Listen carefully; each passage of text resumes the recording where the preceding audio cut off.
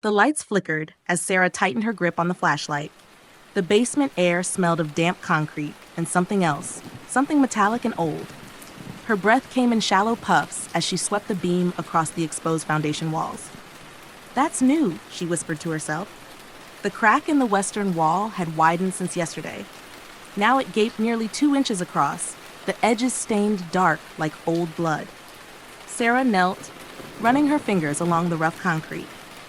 A chill ran up her spine as she realized the crack was perfectly straight, vertical, like a doorframe. From somewhere beyond the wall came a sound that made her stomach clench, a wet, rhythmic scraping, like something sharp being dragged across stone. Sarah's phone buzzed violently in her pocket. The screen flashed with a notification from her home security system. Motion detected, basement, 11:40 p.m. Her blood ran cold. She was alone in the house. Had been for 3 days since the divorce papers were signed. The scraping stopped. Then, from the other side of the crack, something knocked back. The police report would later state there was no evidence of forced entry, no fingerprints except Sarah's own. But the responding officers would never forget what they found in that basement. The crack in the wall had widened to nearly a foot. Jagged lines radiated outward like a spider web, centered around what appeared to be handprints. Dozens of them, pressed into the concrete from the inside. Most disturbing was the audio recording recovered from Sarah's phone. The 911 call had lasted 14 minutes. The first 8 consisted of Sarah's panicked breathing and the sound of something heavy being dragged across the basement floor. Then, at the 9-minute mark, a new sound emerged. A wet, guttural voice whispering words the transcriptionist would later refuse to type. The final 5 minutes captured only silence. And then, just before the call disconnected, 3 clear knocks from somewhere beneath the foundation. The new owners moved in 6 weeks later. The realtor had assured them the unfortunate incident was just a break-in gone wrong. The basement wall had been professionally repaired, though the work crew complained bitterly about the strange coppery smell that lingered no matter how much they cleaned. On their first night, little Tommy Jacobs swore he heard giggling coming from the heating vents. His parents dismissed it as the house settling. But when they checked the baby monitor footage the next morning, they saw something that couldn't be explained. At 3:17 a.m., the camera had captured a brief but unmistakable flicker of movement near the basement door. Something pale and thin darting just out of frame.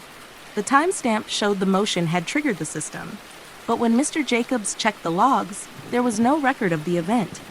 Just a 17-second gap in the recording. 17 seconds of perfect, dead silence. The basement smelled worse in summer. The humidity brought out that metallic tang, stronger now than when they'd first moved in. Mrs. Jacobs made a mental note to call the HVAC company as she carried another box of winter clothes down the stairs. She froze halfway down. The repaired wall, it was weeping. Dark streaks ran from the fresh drywall like tears. As she watched, a single drop fell with an audible plink into the growing puddle on the floor. Her phone chose that moment to buzz. The screen showed a notification from their security system. Motion detected, Tommy's room, 2:10 p.m. But Tommy was at soccer practice. She knew this because she just texted his coach 5 minutes ago. From upstairs came the distinct creak of a floorboard. Then another. Moving toward the basement stairs, the HVAC technician would later tell police he'd never seen anything like it. The entire western basement wall was riddled with hairline cracks, each oozing a dark, viscous fluid that smelled like pennies and spoiled meat. Like the whole damn wall's sweating blood, he'd mutter to his buddy at the bar that night. But what really haunted him was the sound his inspection camera picked up when he snaked it behind the drywall. A faint but unmistakable scratching. And beneath that, something else. A voice. Not human, but trying very hard to sound like one. When he played the audio for the Jacobs family, Mrs. Jacobs collapsed. The voice, warped and watery though it was, bore an uncanny resemblance to Sarah's. The last words before the recording cut out, "I found the door. It's so much bigger down here than we thought." The demolition crew arrived on a Tuesday. The Jacobs had moved out abruptly, leaving most of their belongings behind. The 4 men shrugged when asked about the property's history. He'd seen worse.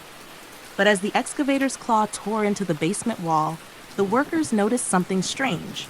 The cracks ran deeper than they should have, much deeper. And the foundation, it wasn't pure concrete. Embedded in the crumbling gray material were strands of something dark and fibrous, like hair. The crew chief called the police when they uncovered the first bone. Then the second. Then the dozen more that seemed to radiate outward from the western wall in a strange spiral pattern. The forensic team would spend weeks cataloging the remains, all female, all between the ages of 25 to 35, all missing for at least a decade.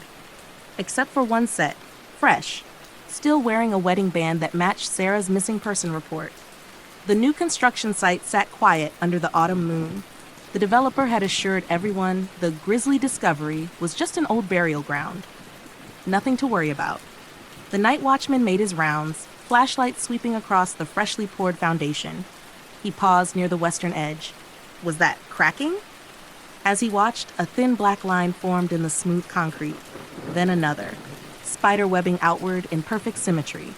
His radio crackled to life with a burst of static. When it cleared, a familiar voice whispered, "Don't look at the steps." He turned just in time to see the first pale fingers emerging from the freshly poured foundation, not pushing up, reaching down. The night watchman's boots scuffed against the fresh concrete as he backpedaled, his flashlight beam trembling across the emerging hand. The fingers were too long, the joints all wrong, bending in places human fingers shouldn't bend. Jesus Christ. The radio on his belt exploded with static, then a wet, gurgling voice. They always pour the foundations too thin. The fingers curled inward, nails scraping against concrete with a sound like chalk on slate. Then pop. A section of foundation the size of a manhole cover fell away into darkness. The smell hit him first, rotting meat and damp earth. Then the sounds. Not just scratching now, but voices.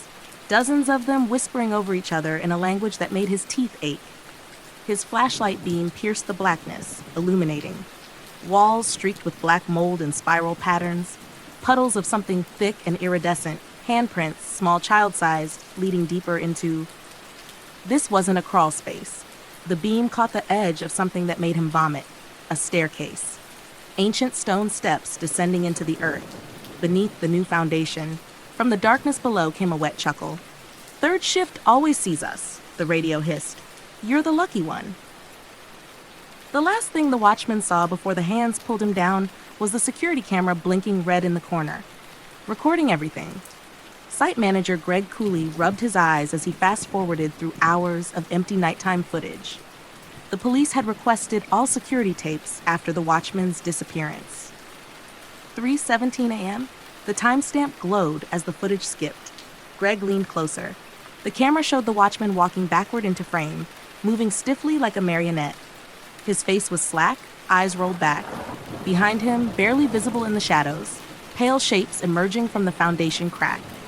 The watchman's mouth moving without sound, his hands performing complex gestures in the air. Then the camera glitched. When the image returned, the watchman was gone. The foundation appeared intact. But something was different. The concrete now bore a faint spiral pattern that hadn't been there before. Greg's phone buzzed. A text from an unknown number. They liked the new mortar mix, more porous. Attached was a photo of the missing watchman, smiling, standing on what appeared to be an ancient stone staircase. His eyes were black from edge to edge. City Inspector Mara Schultz stamped the paperwork without reading it. Another luxury condo development, another bribe to overlook code violations. Then she saw the address, 4127 Elmwood, the Jacobs house. Her pen froze over the signature line as memories surfaced, the weeping walls, the bones in the foundation, that awful smell. Against her better judgment, she drove to the site. The new construction gleamed in the afternoon sun, all glass and steel.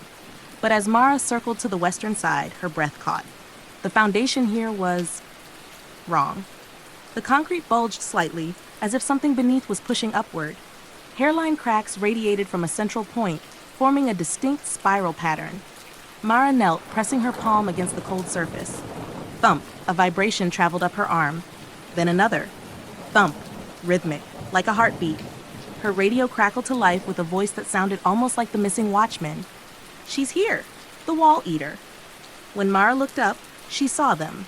tiny handprints forming in the concrete's moisture, one after another, leading toward her. Carlos Martinez hated this job site. The crews whispered about ghosts, but he knew better. Ghosts didn't leave bite marks in discarded lunch bags. He was pouring concrete for the final support column when his shovel hit something soft. Mierda! The thing surfaced slowly, a mass of hair and rotting fabric. Then the smell hit, and Carlos stumbled back.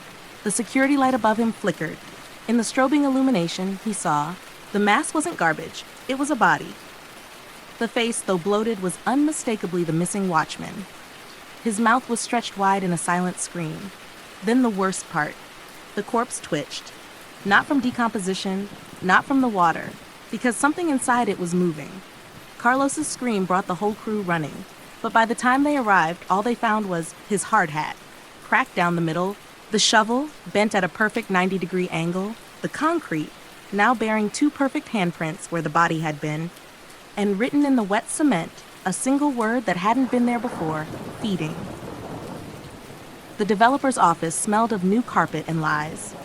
Mara Schultz flipped through the construction permits with shaking hands. Each page for 1427 Elmwood bore the same signature, Richard Callis, Callis Development Group. The blueprints were wrong, not just outdated, intentionally misleading. The approved plans showed standard foundation depth, but the soil reports told a different story. Note 121422, anomalous cavern system at 30 feet depth, recommends steel reinforcement and concrete sealant. The recommendation had been crossed out. In the margin, someone had scribbled, "Leave it breathing." Mara's phone buzzed. A text from her assistant. "You need to see the 1884 county records." They knew. The brittle pages crackled as Mara turned them. The handwriting was ornate, the ink faded brown. June 3rd, 1884. Tonight, we consecrate the new chapel over the Devil's Well. Father Ramiel says the sounds from below are merely groundwater, but I heard voices in the pipes last night. The mason's boy went missing near the foundation trench. His mother claims the earth swallowed him whole. Mara's finger traced a crude sketch beside the entry, a spiral identical to the cracks in the modern foundation. The next page was stuck to its neighbor by something dark and flaky. When Mara peeled them apart, a folded square of parchment slipped out. The words were barely legible. "The wall eater takes what we give it. One child every decade keeps it sleeping. Pastor says this is God's work. Then why do the donated children always scream as we lower them into the foundation pit?" Outside the archive window, a construction vehicle backfired. The sound echoed strangely, almost like a scream. Richard Callis's penthouse reeked of bourbon and sweat. "You don't understand," he slurred, clutching a photo of the construction site. "My grandfather told me, you have to feed it or it takes more." Mara stepped over broken glass. The walls here were covered in newspaper clippings about the missing watchman, the Jacobs family, Sarah, all connected by red string to a central map of the city. "Feed what, Richard?" The developer's face spasmed. He opened his mouth, but what came out wasn't his voice. The first church built here had no basement. Smart men. But the second church, they dug too deep. His throat bulged. Something moved beneath his skin. Mara's phone recorded everything as Richard convulsed, as his jaw unhinged with a wet pop, as the thing inside him whispered. The well wasn't empty. It was waiting. Now the high-rise foundations make such excellent throats. When security burst in minutes later, they found Mara catatonic in the corner, Richard folded into the fireplace, bones crushed to fit, the photo of the construction site now bearing fresh handprints. Small ones. Child-sized. The forensic team worked under floodlights, their shovels biting into soil that stank of rotting teeth. Got something! The archaeologist's brush revealed bone charms arranged in spiral patterns, rusted scissors, stained black at the hinges, a stone slab carved with words that made the translator vomit. The police chief ordered the hole filled immediately, but not before something below began scratching back. Mara woke screaming again at 3:17 a.m. The dream always ended the same way, cold fingers wrapping around her ankles as she peered into the darkness of the well. Her apartment walls pulsed with faint scratches. She'd stopped reporting them after the police suggested she was experiencing trauma-related hallucinations. The voice from Richard's apartment still echoed in her skull. "You'll make an excellent throat." Her phone buzzed with a notification from the construction site's security feed. Motion detected. Again. The live camera showed fresh cracks, spider webbing across the foundation, puddles of black fluid that hadn't been there at sunset, a child's silhouette standing where the well shaft should be. Then the timestamp glitched. 3:17 a.m. flashed repeatedly before the feed cut to static. When it resolved, the concrete was smooth and unbroken. Except for one detail, a single phrase etched into the surface as if by claws. "Mara, come home." The archaeologists returned with ground-penetrating radar. Their equipment showed a vast cavern system beneath the entire block, tunnels radiating outward like veins, something moving 67 feet down. The team packed up immediately. Only Dr. Chen stayed behind, her recorder capturing the sounds that rose through the monitoring wells. First hour, dripping water. Second hour, distant sobbing. Third hour, a perfect mimicry of Mara's voice begging, "Help me." Then the equipment failed. The last reading showed the cavern temperature dropping to -17 degrees Celsius before the sensors shattered. Lucas never wanted to rent the remodeled Jacob's house, but grad student budgets didn't allow for pickiness. The basement door kept unlocking itself. At first, he blamed the sticky latch. Then he set up a camera. The footage showed. Night 1, the door creaking open at 3:17 a.m. Night 3, small bare footprints appearing on the stairs. Night 7, a shadowy figure crouching beside his bed. He moved out after finding the writing inside his closet. "Lucas, we shared your dreams last night. You taste like Richard used to," scrawled in what looked like black mold. Mara's hands shook as she typed. "Structural hazard notice, 1427, Elmwood Foundation compromised by unknown biological activity. Recommend immediate demolition. Caution, the well shaft appears to be breathing." She hesitated before adding, "Personal note, they're in the pipes now. I hear them singing through the faucets. Last night, the bathroom mirror showed." The document was never submitted. When her supervisor checked the site the next morning, he found Mara's badge melted into the concrete, her computer displaying 911 call logs from 1884. The words, "too late," scratched into every window, and from the fresh crack in the foundation, a single tendril of black fluid dripping, rhythmically, like a pulse. The water coming from Lucas's kitchen faucet had developed a metallic aftertaste. He stared at the cloudy liquid swirling down the drain, trying to ignore the faint, hairline cracks spreading like spider webs across his bathroom tiles. "Old building," he muttered to himself, just settling. But at 3:17 a.m., the whispering started. Not from the walls, from the pipes. A wet, gurgling voice bubbled up through the sink drain. "Lucas, we tasted your dreams last night. You dreamed of falling, didn't you?" The water in the toilet bowl suddenly turned black. Property manager Diane Kessler adjusted the listing for 1427 Elmwood, deleting all mentions of unusual foundation issues. The new photos showed gleaming hardwood floors and fresh paint. No one needed to know about the 3 previous tenants who'd broken their leases, the plumber who quit after finding teeth clogging the drains, the way the western wall wept dark fluid every full moon. Her phone buzzed with a text from an unknown number. "They like the new tenant. Young blood makes the walls hum." Diane deleted it. She had a showing in an hour. Lucas bolted upright in bed, heart pounding. Something was knocking from inside the walls. Not random tapping, a pattern. 3 quick raps, then 2 slow ones, like a child's game. "Hello?" His voice cracked. The knocking stopped. Then, from the bathroom, the sound of the faucet turning on by itself. Lucas approached slowly, his bare feet sticking to the suddenly damp carpet. The mirror was fogged over, but not from steam. The glass was cold. Words appeared in the condensation. "Let me in." Behind him, the bedroom door creaked shut. City Health Inspector Noah Rosenberg frowned at his water testing kit. The sample from Lucas's apartment showed elevated iron levels, consistent with old pipes, traces of keratin, human hair or nails, unknown organic compound that made the vial grow warm. He was about to note the findings when his pen burst, leaking black fluid across the page. The ink formed words on its own. "Noah, you used to sleep with a nightlight, a childhood fear he'd never told anyone." The bathroom door slammed shut behind him. Lucas set up his old college tape recorder after the 3rd night of whispers. The 4 a.m. playback revealed Hour 1, normal apartment sounds. Hour 2, dripping water, no faucets were on. Hour 3, a child humming London Bridge. Hour 4, a wet voice whispering, "We found Mara down here. She's teaching us new words." Then came the sound that made Lucas vomit, the unmistakable crunch of teeth biting into something soft, followed by Mara's voice, now gurgling and distorted. "Lucas, the well isn't a well, it's a mouth, and it's so very hungry." The police found Lucas's phone in the empty apartment. The last image in the gallery showed the bathroom mirror shattered from the inside. Black handprints leading from the sink to the bedroom. The words "gone below" scratched into the wall. But the most disturbing detail emerged when the detectives enhanced the photo. A face barely visible in the mirror's broken fragments. Not Lucas's, not Mara's. Something older, smiling. The new listing went live at 3:17 p.m. Charming historic apartment, original hardwood floors, recently updated plumbing. Diane Kessler didn't mention the soft giggling that sometimes came through the pipes, how the western wall stayed warm to the touch, the way the water pressure would suddenly increase at night. As she locked up, the faucet in the kitchen turned on by itself.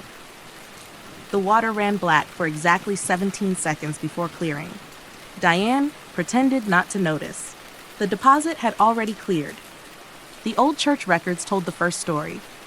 Father Ramel's final journal entry from September 15, 1884, described how young Timothy Whitaker vanished near the construction site. When workers pulled up the rope bucket at dawn, they found only his shoes filled with a substance like blackened marrow. The priest's handwriting grew increasingly frantic as he wrote about the sounds coming from the newly dug foundation pit. A wet, gnawing noise that kept the workmen awake at night. His last words before disappearing were, "It doesn't want sacrifices. It wants students." Years later, audio forensic technicians would need sedation after analyzing the recordings recovered from Inspector Mara's device. The final minutes captured her panicked breathing growing progressively more choked and wet, interrupted by children's voices reciting Latin backwards. Then a new voice emerged, slick and hollow, speaking perfect English. "You inspectors always ask the wrong questions. Not what lives in the well, not how to seal it. The only question that matters is..." The recording ended with a sickening crunch.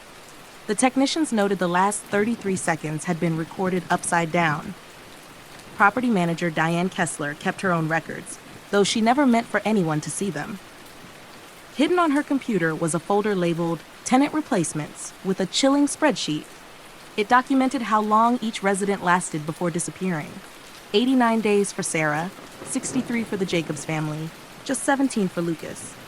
The final entry, added in corrupted font, simply read, "Coming soon, Diane, 00 days, final balance paid." When police searched her apartment after her disappearance, they found every mirror covered in black paint except one.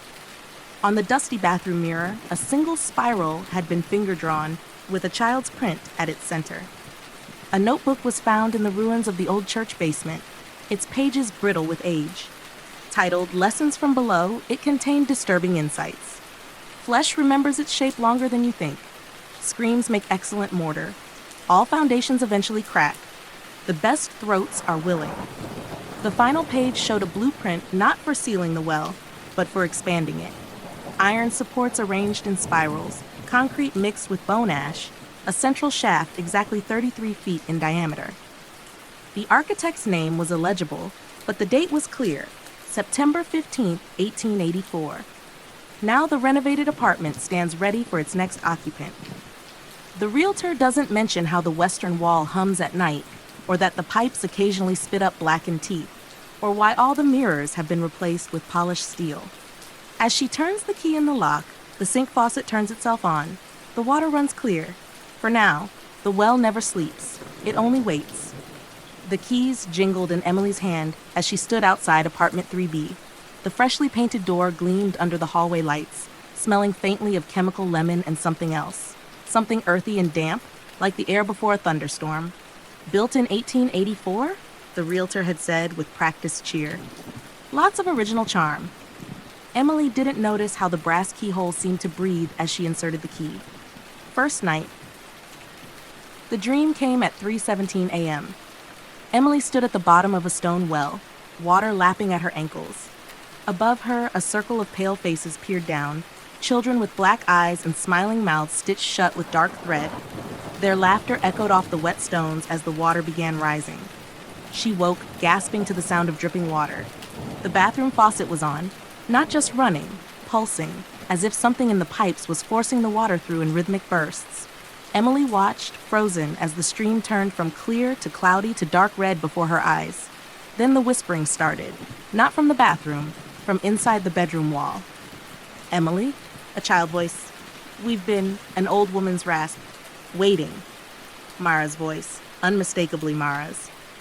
The plaster near the baseboard cracked with a sound like snapping bones. The super's visit maintenance man, Joe Rodriguez, frowned at the bathroom pipes. "Lady, there's nothing wrong here." Emily pointed at the dark stains around the drain. "Then what's that?"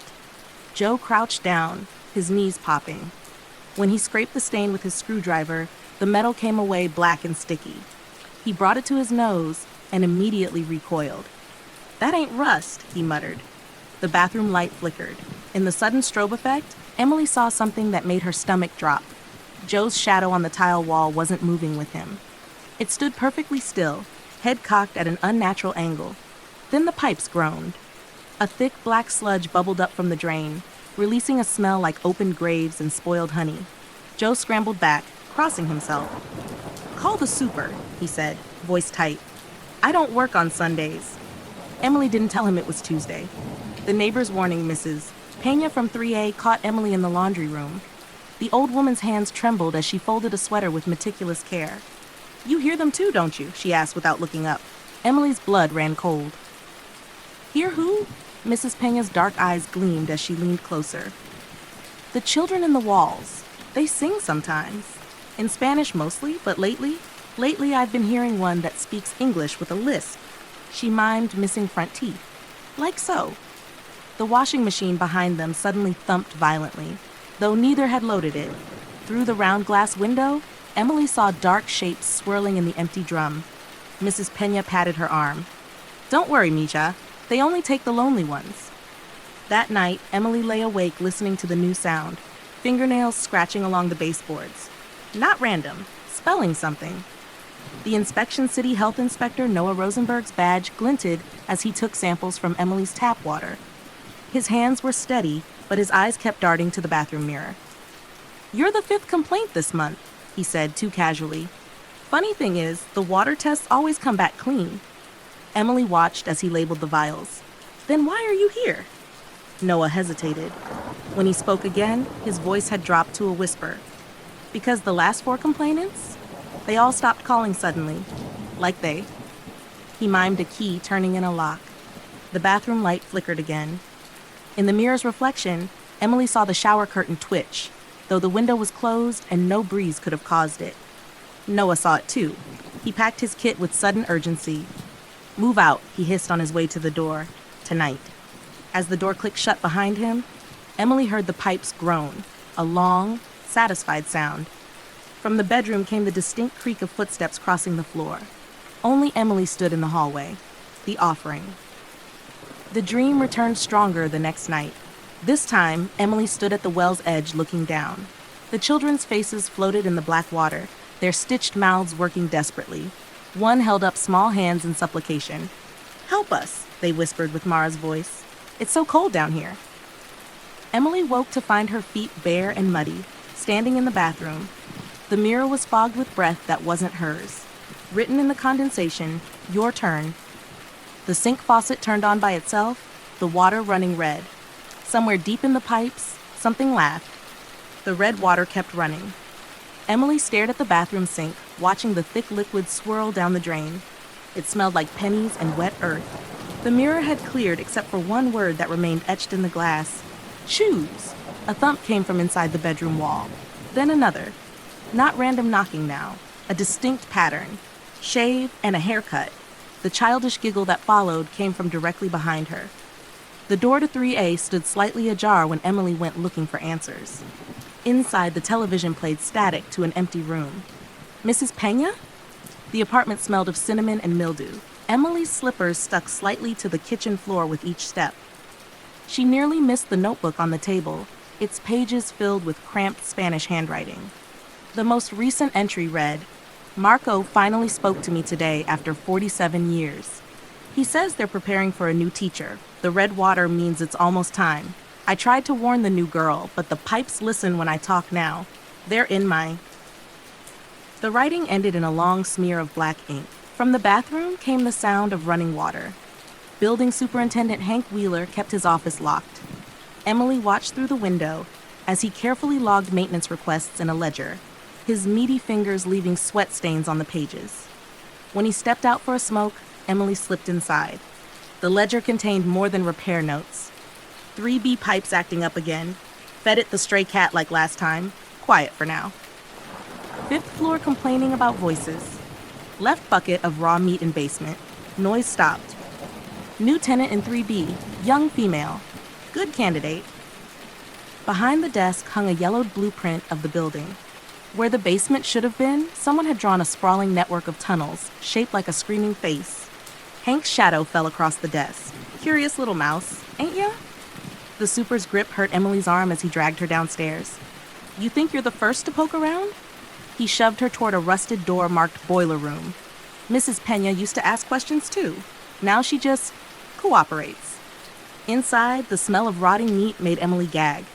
The concrete floor was stained with dark patches. A drain in the center bubbled ominously. Hank lit a cigarette with shaking hands. Here's how this works. Every building like ours has one. You feed it regular, it leaves you alone. He blew smoke in her face, and right now it's hungry. Something scraped against the pipes overhead. Drip, drip, drip. Red droplets fell into the drain. Emily woke in her own bed, her head pounding. Hank's keyring lay on her nightstand, the boiler room key conspicuously missing. The bedroom wall whispered, "Don't listen to him. He lies." "We're so hungry," a child's whimper. "Help us stop it." The bathroom faucet turned on by itself. Clear water this time. Beneath the sink, the pipes began to hum.